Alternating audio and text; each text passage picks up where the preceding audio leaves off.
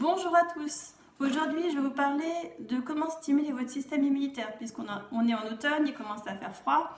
La santé est un petit peu plus fragile, donc pour éviter tout refroidissement et passer l'hiver sans être malade, voici quelques petites astuces. Alors tout d'abord, prenez de la vitamine D. La vitamine D, c'est la vitamine du soleil, c'est celle qui est fabriquée par les UV au niveau de la peau. Donc si on n'est pas au soleil en short et en t-shirt, on ne fabrique pas assez de vitamine D.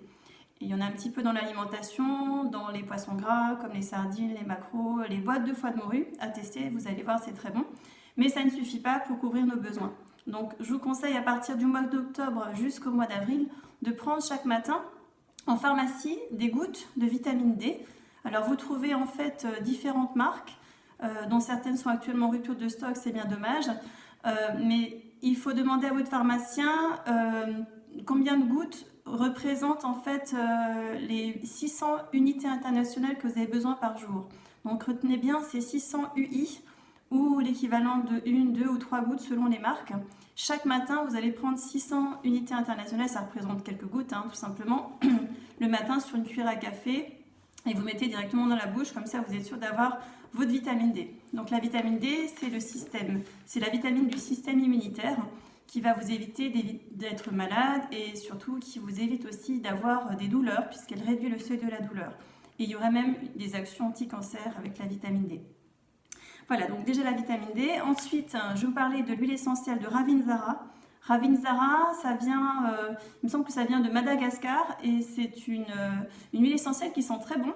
Et vous avez plusieurs manières de l'utiliser. Donc soit vous la prenez en interne, vous prenez 2 gouttes matin et soir sur une cuillère à café de miel ou d'huile d'olive avant le repas. Soit vous en mettez 2 gouttes sur les poignets, vous mettez tout simplement là 2 gouttes et vous frottez.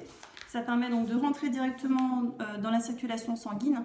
Vous pouvez également, si vous avez quelqu'un qui peut vous masser, de mettre quelques gouttes diluées sur une huile de massage, par exemple de l'huile d'amande douce, au niveau de la colonne vertébrale et de masser, ça sent très bon, ça relaxe et ça stimule votre immunité. Alors troisième chose, une plante qui est immunostimulante, qui est très connue, c'est l'Echinacea. L'Echinacée purpurae, Echinacea purpurae. L'Echinacée, on la trouve en gélule, on la trouve en teinture mère, en homéopathie. Donc à vous de trouver ce qui vous plaît le plus, ce qui est plus facile à prendre. Personnellement, je préfère la prendre en gélule.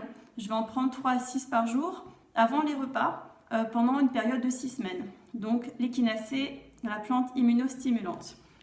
Après, vous pouvez alterner, après avoir pris l'Echinacée pendant 6 semaines, avec une cure de gelée royale pendant 1 à 2 mois, qu'on trouve soit fraîche si vous connaissez un apiculteur, soit on les trouve en ampoule ou en gélule.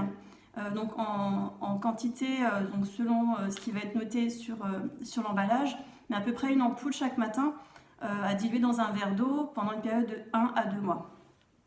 Ensuite, ce que je vous conseille aussi, c'est de prendre des probiotiques pour stimuler votre immunité au niveau de la sphère intestinale. Les probiotiques, ce sont des gentilles petites bactéries qui vont permettre de stimuler vos globules blancs, vos gentils petits soldats pour bien vous défendre. Donc on trouve différentes marques. Alors je ne vais pas vous donner une marque de préférence, mais en pharmacie, prenez de préférence des produits qui se gardent au frigo et vous prenez 1 à 2 gélules chaque matin, de préférence avant le petit-déj. Vous avez également le jus d'argousier qu'on trouve en pharmacie ou en magasin bio, une cuillère à soupe chaque matin à diluer dans un verre d'eau. Alors c'est pas très bon en goût, mais après on s'habitue et c'est vraiment très très riche en vitamine C et autres vitamines, mais il n'y a pas de vitamine D. Donc ça chaque matin ça peut faire du bien aussi, en cure par exemple de 1 ou 2 flacons. Et si vous avez le nez qui coule, vous avez le thym qui est très intéressant, soit sous forme de gélule, soit en tisane. Dans ce cas-là, prenez au moins 3 ou 4 tisanes par jour.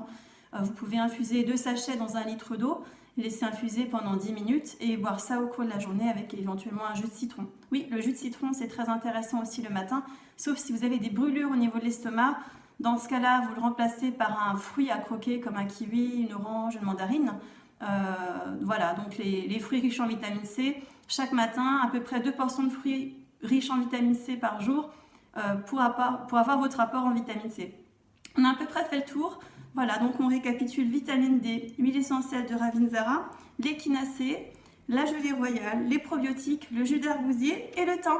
Alors passez un bon hiver. À bientôt, au revoir.